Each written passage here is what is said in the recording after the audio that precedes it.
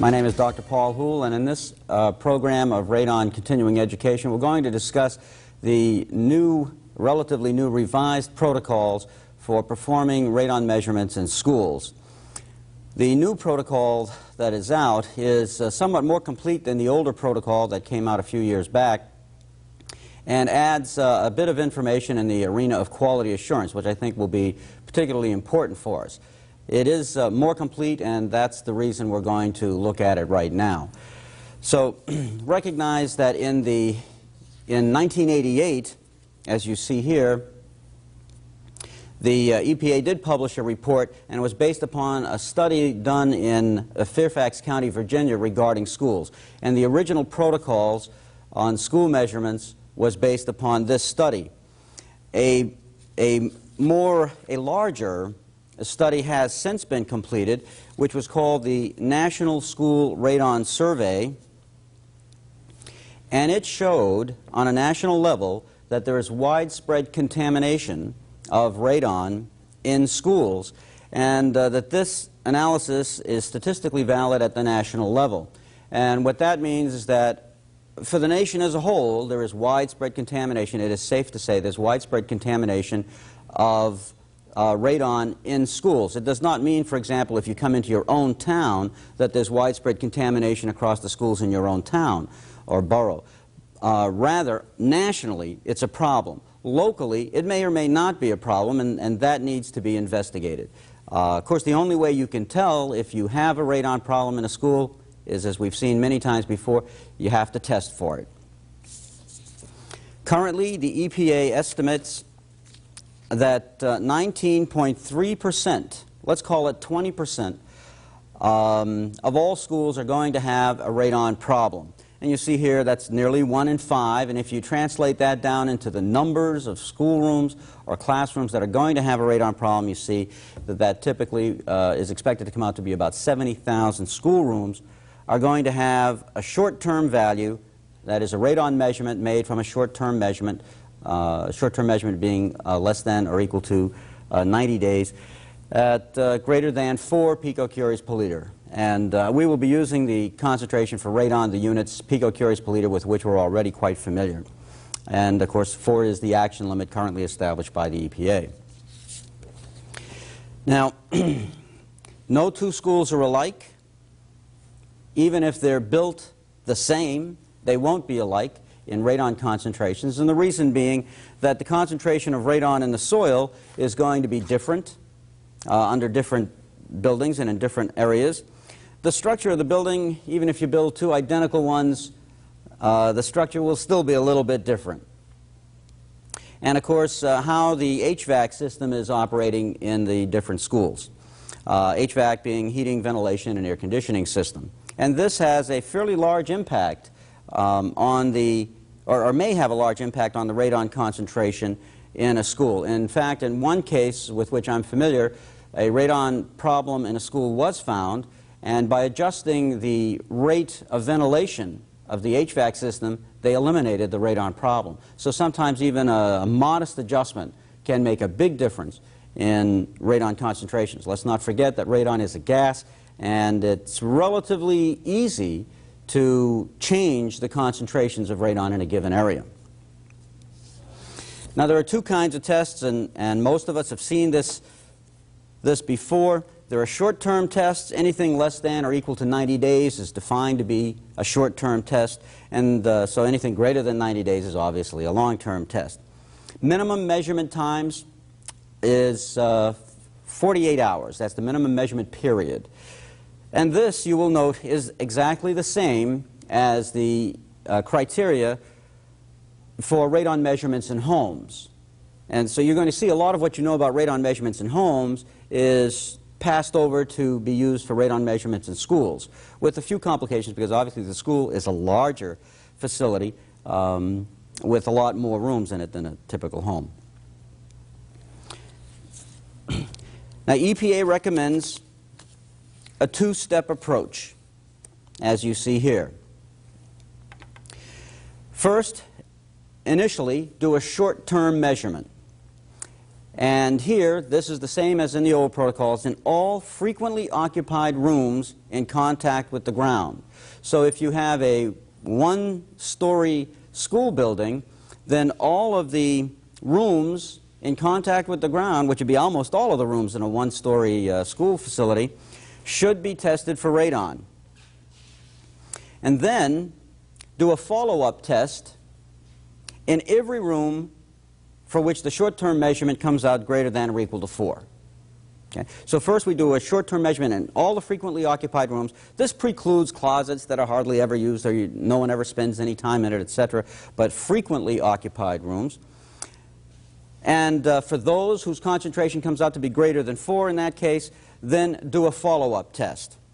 And I'll talk about the kind of follow-up test that's recommended in a few minutes. So it is a two-step approach. Now, if the two follow-up measurements that you can make, you can either do a short-term follow-up measurement, that is another one less than or equal to 90 days, and in that case, you take the average of the initial short-term measurement and the follow-up short-term measurement, that is the average of the two, and if that's greater than 4, greater than or equal to 4, then you should start your mitigation process. Now, when I talk about a mitigation process, I mean the first thing you're going to do is do some diagnostics. You're going to try to identify what method will be best for mitigating the problem. It might be an adjustment to the HVAC system. It might be the installation of a sub-slab mitigation system. It could be any one of a number of things, depending on the school structure. And so you have to do the diagnostics first, and I include that in the term the mitigation process. So if your initial measurement is short-term and your follow-up measurement is short-term, then you take the average of the two. If your follow-up measurement is a long-term measurement, that is greater than 90 days, in that case, you just have to look at the long-term follow-up measurement. And if the long-term follow-up measurement is greater than or equal to 4, then again, start your mitigation process. In no case does the EPA recommend action based on a single short-term test. The purpose of the short-term test, of course, is to identify rooms that have a probability of having a high radon concentration or a radon problem. And we need that second confirming measurement to nail down the problem. So in all cases, the EPA recommends you do a short-term measurement to start with, and then follow that by either a long-term measurement or a second short-term measurement. Now, the criteria for making the decision in the follow-up measurement as whether it should be a long-term or short-term is typically around 10 picocuries per liter. If the initial short-term measurement is less than 10, let's say, if it's less than 10, then the recommendation is make your second measurement, that is your follow-up measurement, a long-term measurement. If the initial radon concentration is greater than 10, then we don't want the individuals using those rooms to be exposed to that kind of radon concentration for a longer period than necessary, and in that case, the follow-up measurement should be a short-term measurement. And I believe I will touch on that again a little later. There's also the issue of retesting. If no mitigation is required, suppose you monitor all of the appropriate rooms and you find that all of the concentrations are 1s and 2s or less, in any case less than 4, then if no mitigation is required, which would be the case there, then you might consider retesting sometime in the future. Remember that the structure of the Earth is changing continuously, and as it changes, the ability for radon to percolate up through the ground and enter into a building is going to change. There will be more paths, more avenues for radon to percolate up through the building as the years go by, the building settles, more cracks occur, etc. If radon mitigation measures have been implemented, then periodically you should test to make sure that that mitigation system is working correctly. Maybe every 1 or 2 years you could retest the building. Maybe a few select rooms here and there 1 year, and then the next year a few other select rooms where radon had been a problem could be tested periodically. If there are going to be major renovations, for example, if the school is going to have an addition put onto it, or you're going to renovate the building entirely, well, let's not forget that a fairly large portion of schools in the United States are more than 30 years old, and those schools will, in many cases, require some renovation. Well, prior to the renovation is the right time to test. And the reason being is that if you do find a radon problem prior to the renovation, then you can include the mitigation process in with the renovation and unquestionably save yourself a bunch of money. So these are the conditions for retesting if testing has occurred in the very beginning. So even if you haven't tested a school system, or even if a school system has not yet been tested, if they're going to do a renovation, the smart thing to do is do the radon testing before the renovation occurs. Simply because, again, you can include the mitigation process in with the renovation. Now, there are some specific design recommendations. Clearly, there are three fundamental methods of construction. One is construction with a basement, so we're talking here about schools with basements, schools that are on grade, and schools that are built over a crawl space. And I want to talk about how the measurements should be made in each of these three cases.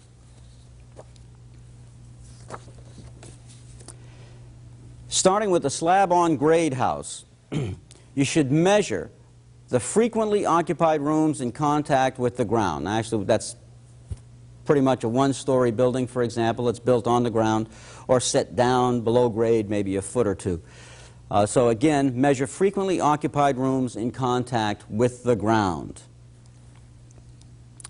The reason for that, of course, is we're looking for rooms that have the potential for a radon concentration.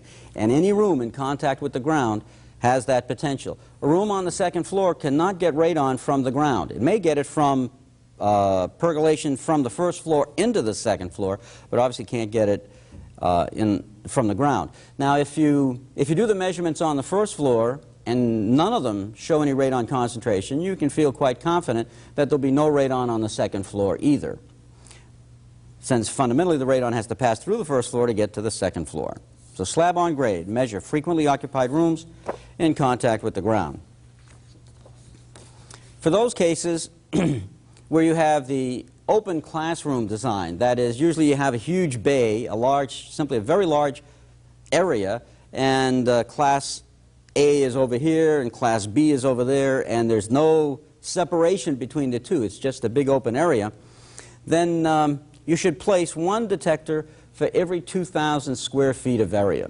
This should seem reasonable because typically we do one measurement in a home, and an average home would be about 2,000 square feet, maybe a little bit smaller, but this is roughly the size of a floor area for a home, about 2,000 square feet.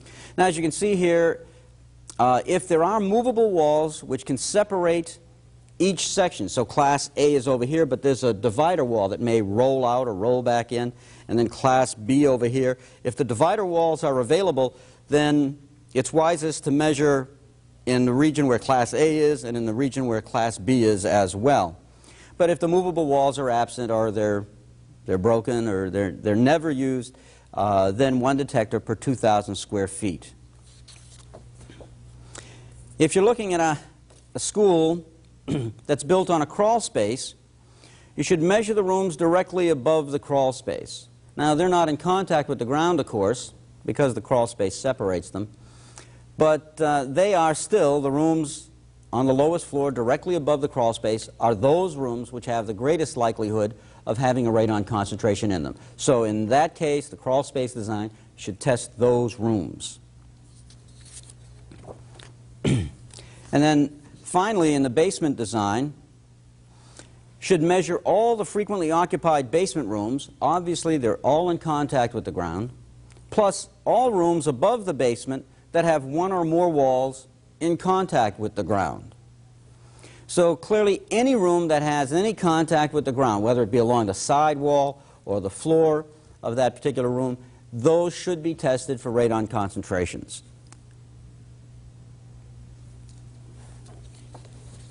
Now, where do you place the detector? This is just as in the home protocols. I'm going to start with where you should not put the detectors. Don't put them near drafts, vents, fans, doors, and windows, all of those can cause drafts and breezes across the detectors, and there's no thorough study to show what effect that has on the typical detector, whether you're using a charcoal canister, an EPIRM, or some other device for making the measurement. You need to keep it away from drafts. So that includes drafts, vents, fans, doors, windows, direct sunlight. You take, for example, a charcoal canister placed in direct sunlight, the temperature of the canister can go up 30, 40 degrees. And if it does so, then the ability for the charcoal to adhere to the radon is diminished, and the concentration that you get will be incorrect. So we want to keep them out of direct sunlight, and obviously we don't want them disturbed. We don't want one placed here and then have some student take it and put it somewhere else and then bring it back to this place, which would probably be the worst case, because then you might not be able to tell that it's been moved. So we don't want any disturbances to these things either. So those are the places not to put it. The parameters of importance on where the detector should be placed, and again, this is exactly the same as in the protocols for homes. It's got to be at least 20 inches above the floor. We're trying to keep it out of ghost drafts that tend to ride along the floor. And we're also trying to get it up into what's called the breathing zone, although 20 inches is hardly the breathing zone. We'd like to sample the ear where we do most of our breathing, and in a classroom where most of the students are sitting down most of the time, of course, unless you have an unruly class, the 20 inches is not quite high enough, and so it says at least 20 inches above the floor, at least 4 inches away from other objects. You don't want the detector placed here and then have, say, put it in amidst a row of books, because then the book on this side is going to stop any ear from flowing across the detector. And we don't want that to happen. We want the detector to sample the room ear, not simply sample the ear in a very small corner of the room, which would be misleading. And again, as we saw before, and I say again, one for every 2,000 square feet of floor space. When to conduct the measurements? Same thing again as with the protocols for homes. We want to do it under closed conditions, and what we mean by that is we want to minimize the amount of ventilation that occurs in the classrooms while the measurement is ongoing. The reason being is we want to identify whether or not there is a potential for a radon concentration there. So we want to accentuate that capability. And obviously if we have a lot of windows open, we get a lot of ventilation, we'll dilute the radon concentration, which is not what we want to do. So typically the recommendation that goes with closed conditions is to do it during the colder months. So if you can do it during the heating season, usually the windows are kept closed. And so performing the measurement during the colder months enhances the closed conditions. And that's why the colder months is recommended. If we're doing a very short-term measurement, remember short-term is less than or equal to 90 days, and the measurement has to be at least 48 hours long, so that's at least a 2-day measurement.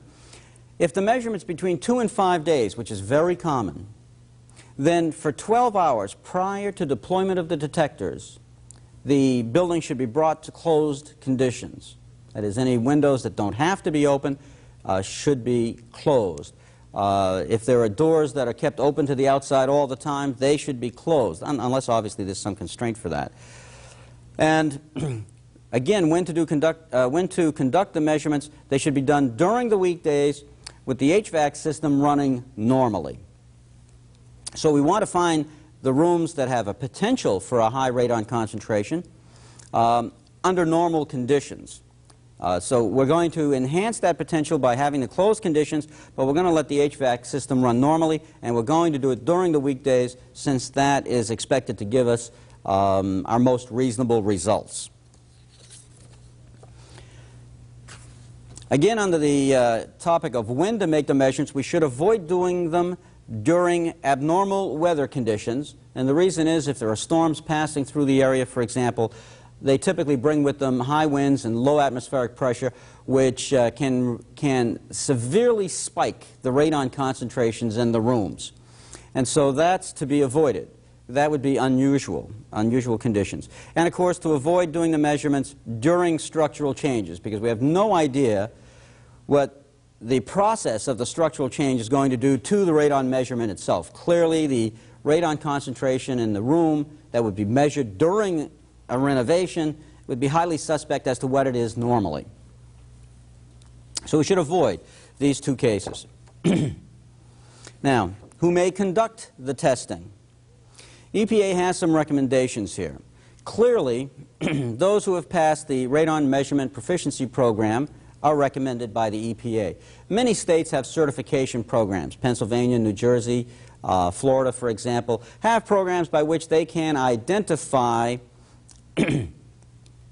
individuals who those state agencies feel are qualified to do the measurements. So for those states, you can depend on that list that you can get from that state agency. In Pennsylvania, it's the Department of Environmental Resources. In New Jersey, it's the DEPE, the Department of Health in some other states, etc. So if the school board or the superintendent is looking for a group that can do the measurements, or an individual who can do the measurements, they can rely on contacting the appropriate state agency to get that list of people.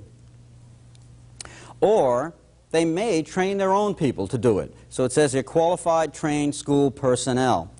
This is a possibility. If they're going to use passive detectors, for example, the charcoal canister, or potentially the EPERM without the voltage reader, then you can train people to do that fairly directly. I would recommend that if the school board is intent on using their own people, that they make sure that those people are intimately familiar with the equipment protocol, that is precisely the protocols for deploying and retrieving these detectors. They look like a very simple device, but there are subtleties involved with them. And also to be familiar, of course, with these school protocols that we're reviewing now. There are obvious advantages in simply bringing someone in from the outside who already has the expertise, the experience necessary to perform these measurements and produce reliable measurements.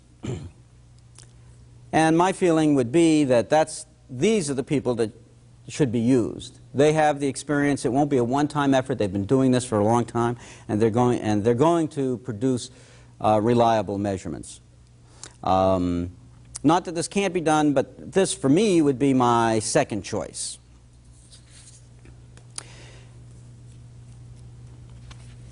Okay.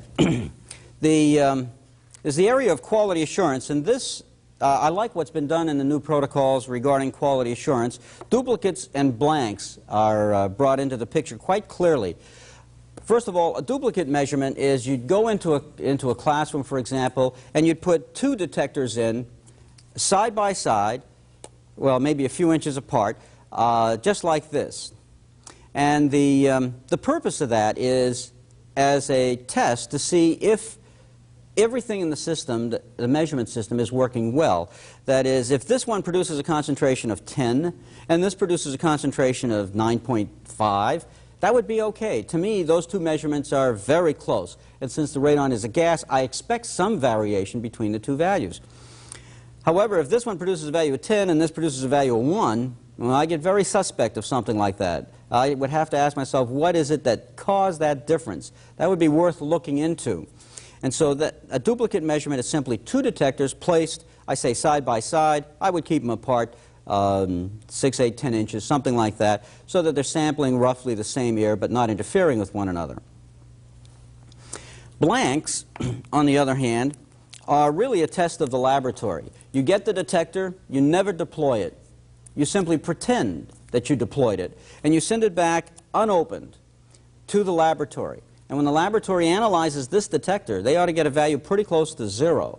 Or typically, many laboratories have an LLD, a lowest level of detection. In other words, they cannot read any lower than, let's say, 0.5. And they may report a blank as less than 0.5. That simply means that the concentration is so low, they don't feel comfortable in reporting measurements at that low a value. And that would be okay. So the purpose of blanks is very much to check on the laboratory. And I'll say a little bit more about blanks and duplicates as we go along. Now, the number of duplicates and blanks to be produced or used duplicates, you should use 10% but not more than 50 detectors. Well, if it were 10% not more than 50, if you were doing 50, it means you'd have deployed 500 detectors. That would be a pretty big school system, a pretty big school building, rather. And in the case of blanks, you should use 5% not more than 25. And this produces a good quality assurance plan. So these are the numbers that you can rely on to produce a good quality assurance result. Now, all of this is brought together in this flow chart, which you have on the very next page of your booklet. And in this flow chart, let me just zoom in on it a little bit here if I can. Okay. It starts off with make the initial short-term measurement, 2 to 3 months, in all frequently occupied ground contact schoolrooms during the coldest months of the heating season. Bear in mind, of course, if you're in a crawl space situation, you're looking at rooms that are not in contact with the ground. Not directly, anyway. Now, if the result is less than 4, in other words, the question here in this flow chart is the result greater than 4? If the answer to that is no, you would follow down this line and down the left here to the bottom where you see consider retesting in the future. In other words, if the screening measurements indicate values less than 4, that's really the end of the process, at least for a couple of years or until a renovation is planned, etc., etc. If, however, the concentration is greater than 4 in any one of the rooms, then it says here to assess the urgency of the situation. And as we've discussed, if the measurement is less than 10 picocuries per liter, then you would go to a long-term follow-up test. So you would go here if less than 10, you go through the follow-up test. And in a follow-up test, you could use, for example, a 9-month measurement. And it says here, during the school year, immediately following the initial test period. In other words, right away. And then, in that case, remember, if you're using a long-term measurement, we can look at the results of that long-term measurement alone and determine whether or not mitigation is required, assuming that's a follow-up measurement. And it comes down here, is the follow-up measurement, that is the long-term follow-up measurement, greater than 4? If not, you can see you come down here and go down here to consider retesting in the future, and that's over. If it is yes, if that long-term follow-up measurement is greater than 4, then you start your mitigation process. Over here, if the radon concentration in the screening measurement is greater than 10, then we do a short-term follow-up test. And again, we should do it as soon as possible after the first measurement has been done. And what we look at is the average of the initial and follow-up tests. And if that average is greater than 4, then we start a mitigation process. That's recommended. And if the average is less than 4, then again, we've ended the testing process. So this flow chart gives you a very good idea of how to do these kinds of measurements. Now the follow-up measurements, it occurs to me one other point to be made here, is in the follow-up measurement, the follow-up should be done in precisely the same location as the initial screening measurement, because we're trying to confirm whether or not the screening measurement was in fact indicative of a high radon concentration. So if you've placed your screening detector, that is the first detector you deployed in that room, if you place that on top of the file cabinets on the north wall, then that's where the follow-up measurement would go. If you're using an alpha track, for example, or an EPERM, you put that second measurement device in the same location. So it's obviously going to be important for us to keep records of where we've deployed all these detectors. And that brings us to our placement log, which is on the very next page. Now you'll notice that there are numerous columns and rows, and I would recommend, and there's a blank placement log just like this in the back of your booklet, I would recommend that you follow this placement log because it has a number of advantages. Let's just take a look at a portion of it here. The first 2 columns is the room number and the name of the room, if there's a name of the room instead of a room number, and the location within the room. So this room, room 100, on the south wall on top of the cabinet is where the detector was placed. The serial number of the detector is given here. The start and stop dates and start and stop times are essential for coming up with the radon concentration, and any comments that might be useful can be placed here. And then later on, when you get the results from the laboratory, then those results can be pinned in here. Now, the advantage of just such a placement log of this particular shape is in the first two columns we have the room number and the location. And we've also identified that blanks have been placed and duplicates have been laid out as well. And for example here, let's take a look at this duplicate, which is kind of difficult to see. If we look at this duplicate, in other words, in room number 113, on a shelf on the southeast side of the room, this detector was deployed with the dates and times. Now, a duplicate was also placed in that same room and next to that detector, as indicated here. So the D's indicate that the duplicates have been placed in room 113. That's what this D stands for here. And of course, serial numbers, starts and stop times are right here. Now, this log can be turned into the laboratory. Every detector comes usually with a sheet in which you have to fill in the start and stop times. But you might be able to get the lab to agree, I think typically they would, agree to accepting a sheet like this instead of having to fill out all of these individual detector sheets. You could fill out one sheet like this. And what you could do is to, when you're going to give this sheet to the laboratory, is cover these two columns up. They don't need these two columns. They just need the serial numbers, the start and stop times, and perhaps any comments that you might want to make regarding the detector. And that way, they won't know where the duplicates were placed, and so that'll help the quality assurance plan, because you don't want the laboratory to know which ones are duplicates, nor do you want them to know which ones are blanks. And so you could just cover up these two columns and just send them a copy of this part of the page. And I personally like that feature. And of course, you could have as many pages as are necessary. Now, we're doing duplicates, and duplicates give us an opportunity to give us more information than two single measurements. Because when you do a duplicate measurement, there are actually three things that you get.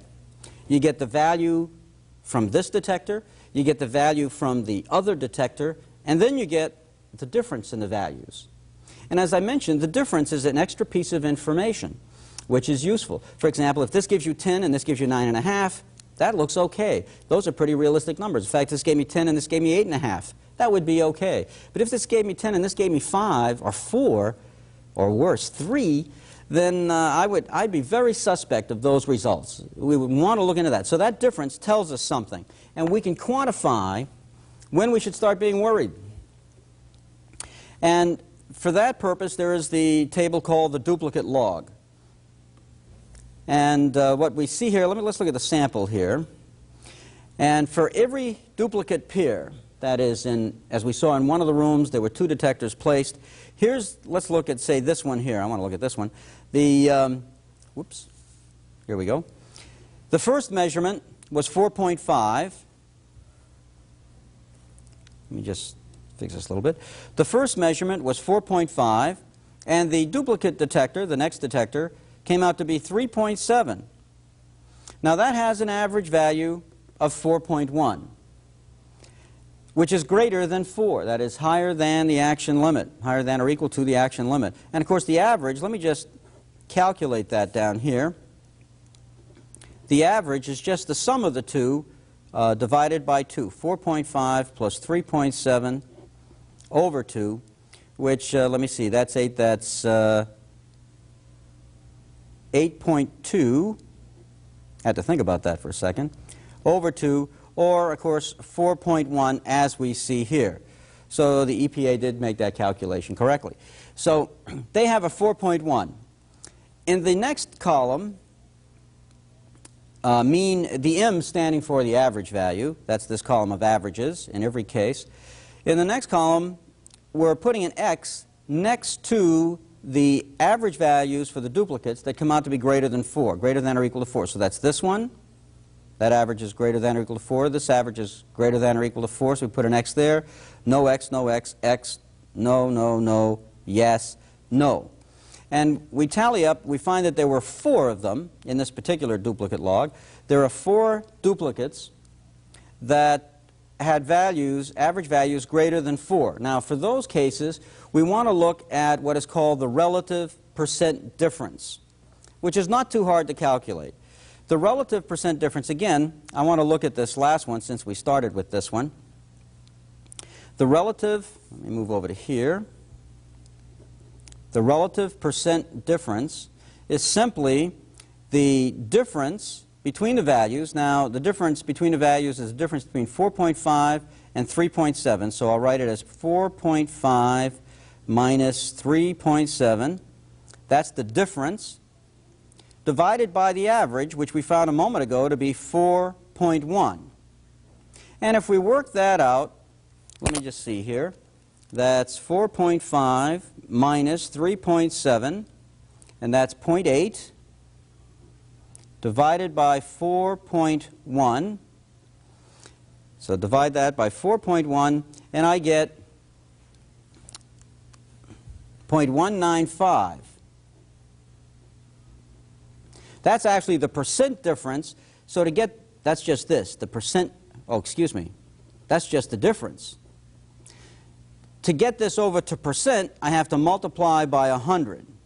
And when we multiply that by 100, of course, we get that the relative percent difference comes out to be 19.5. And that's the number that you see here, the 19.5.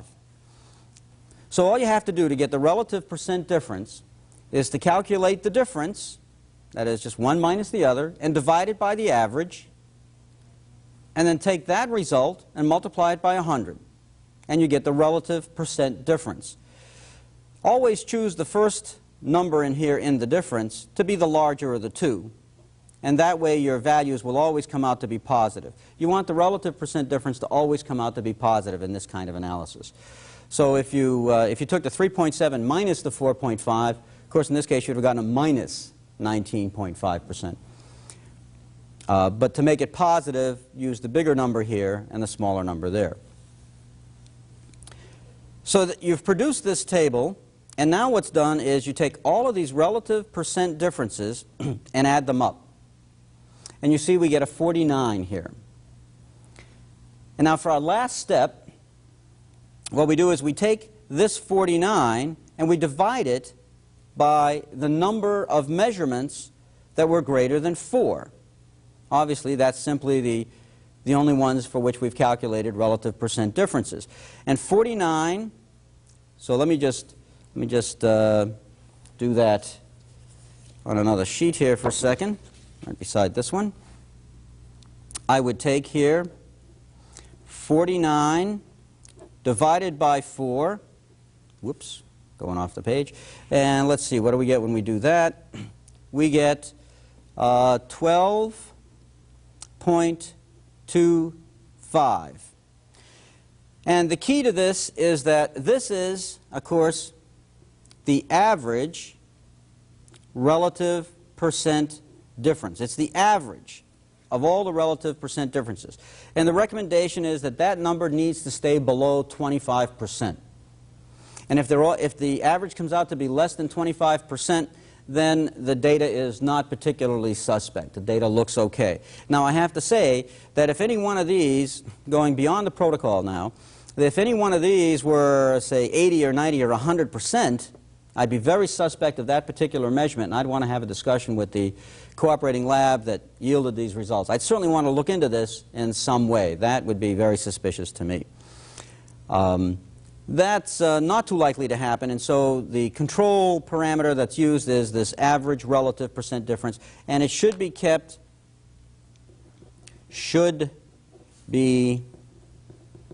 below 25%. The average should be below 25%. Okay. So the duplicate log is a nice touch. to the quality assurance plan and gives us, when I say a nice touch, what I mean by that, it makes me feel more confident that the results that I'm getting in these kinds of measurements are reliable results. This brings us to a checklist to review all of this material. The checklist is as follows, and I'll step through this fairly quickly because we've gone through all of this, but just in summary, test early in the heating season. The reason you want to test early in the heating season is if you have rooms that have radon problems, you still have time in the heating season to operate under closed conditions to do the follow-up measurement. Determine the number of detectors needed. You want to make sure you have enough detectors for doing all the rooms you're going to do, and for the duplicates, and for the blanks as well. It would be just a waste of time to go up and know that you need 120 detectors, and you get there and you get 95. And now you got to go back to the lab, get some more detectors, etc., etc. That would be a bungled process. Not that it would make the measurement results invalid. It's just a lot more effort for the operator. So make sure you have the number of detectors needed up front. Make sure that the device is EPA listed, and that means, of course, that it must meet EPA requirements. Use a floor plan. Now, there's a sample floor plan shown, very simple and brief. I'll take a break from the checklist to look at this just for a second. And you see here that in the floor plan, the rooms are identified, the rooms where the duplicates will be placed are identified. And the advantage of this is if you can get a floor plan, and oftentimes the facilities management people in the school will have floor plans, you can identify which rooms are going to be tested so you can count them up.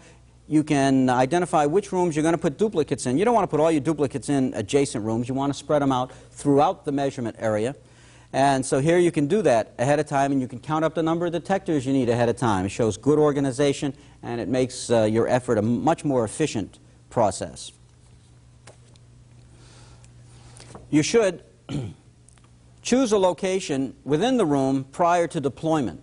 This means you're going to go through all the rooms ahead of time at least once. And you're going to go to room 100, and you're going to say, well, in room 100, I'm going to put this detector up by the file cabinet. Oh, no, the file cabinet's near the window, not there. I'm going to have to put it over here on top of this bookcase where there are no books, and it's in the open air. Now, the advantage of doing that ahead of time is that you don't get stuck on the day you get there with your detectors and say, well, I want to put it on this file cabinet, put it on. I got a lot of things to think about here about deploying these other detectors, and you forget to think about things such as not near vents, drafts, windows, and the sun, etc. You can spend a couple hours just identifying where they're going to go. And you can be filling out your placement log early on in that case. You can't fill out the dates and times, of course, but you can fill out the locations and things. You can choose the rooms for duplicates ahead of time. Choose the rooms that are going to be identified as having had blanks deployed. You can make sure you can calculate the number of devices you need, so make sure you have enough of that. Educate the students and the staff. In any school classroom, if you've ever been there while school's in process, secondary schools and elementary schools, boy, there's just a tremendous amount of commotion that goes on. And so it's easy to find detectors disturbed, moved, hidden, simply missing, destroyed. And it's useful to let the teachers know, look, I'm putting this detector out on the shelf, and please don't disturb it. It's measuring radon. It is not harmful to you in any way. It's a passive measurement device. It's simply sampling what is there. Tell them that ahead of time, and they're much less likely to be disturbed. You can start filling out your device placement log, as I mentioned. You can more carefully intersperse your dupes. You can deploy. Then, as part of the checklist, make sure you try to deploy all the detectors on the same day. This is more efficient for you, and it makes a more reliable overall picture of the radon concentration in the building. And of course, I mentioned place the dupes side by side, but don't let them interfere with one another. A small distance apart is good. One of the things to be alerted to is so that the laboratory does not catch on to which ones are duplicate detectors. You don't want to put down on your log sheet that these two duplicates which were placed in a given location, this one was placed at 10:05 and this was placed at 10:05, because that's a telling sign to the laboratory that, hey, those are probably duplicates. They were placed at exactly the same moment. So make this one 10:05 and then this one 10:08, and then go to your next room and take a few minutes, take a break, and make sure that the sequence of times follow and are separated by a few minutes between the deployment of each detector so that duplicates cannot be identified by the laboratory. Of course, we don't deploy blanks. Blanks are detectors that you get from the laboratory, and you simply never open them up. But that's the only thing you don't do. You just don't open them up. You leave them in a safe place where they're not going to be exposed to any radon concentration. They shouldn't absorb any anyway. And you fill out your log sheet just as if they had been deployed, but they were not deployed. And again, the purpose is to make sure that in the process of shipping of the detectors back and forth, etc., that the concentration in the canisters has remained at less than background levels, or background levels. Typically, they'll be less than background levels. Blanks, of course, must have realistic deployment times, as I mentioned. Complete the detector labels properly. The strips that you get to report the dates and times, if the laboratory requires those, you will have to fill those out as you go along. That's a lot more trouble than if you get them to agree to one of those placement log sheets. And I would think that they would agree to that. And so you should encourage the laboratory to accept those placement log sheets. You'll find it's a lot faster for you deploying detectors. Record the weather conditions during deployment.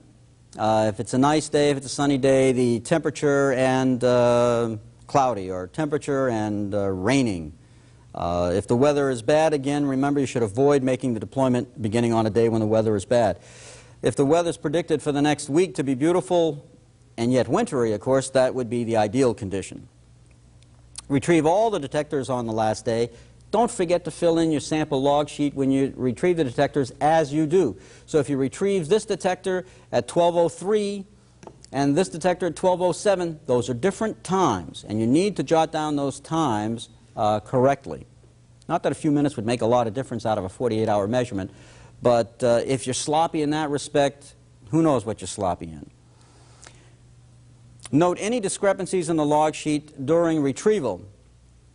And so if you're picking them up and this detector had initially been deployed on top of the file cabinets on the north wall, and you find it on the teacher's desk in the middle of the room, that's something suspect as to why that detector was moved. Nevertheless, I would pick it up, I would return it to the lab for analysis, and note in the comments section of the placement log what happened in that particular case. And that might be useful information later on. We're on the home stretch now. Make sure you record dates and times carefully. And for blanks, of course, you're going to have to fabricate dates and times because they were not deployed, nor were they retrieved. So you'll have to fabricate dates and times. Make sure they look realistic for blanks. Be sure they're properly prepared, pretty much just what I've said. Check the log sheet before returning devices to the labs. Make sure the log sheet is complete, that you haven't missed any detectors that you put out. You do have to keep track of where you put these detectors, because if you go into a school system and you're doing, say, a modest number of rooms, say 50 or 60 rooms, then believe me, you will not remember where you put those detectors. So be sure on the placement log that you put down northeast wall cabinet, green file cabinet on top of the green file cabinet. Put down whatever you think you're going to need so that you can go into that room and find it later. Prepare the log sheet copy for the lab, remembering to remove the first two columns, take those out, or cover them up when you make the copy, and include that log sheet with the detectors. Again, if the laboratories agreed to accept that, then they're going to have that to do the analysis. And that ends this program on the radon measurements in schools. What I would like you to do now is to make sure that you've read through the study guide, peruse the protocol, thumb through it. There's a list of questions at the end of the protocol, questions and answers in the protocol section itself that are actually pretty useful to read. And then when you're done with when you've completed that task, then go to the quiz questions and return those answers to us directly. Thank you very much.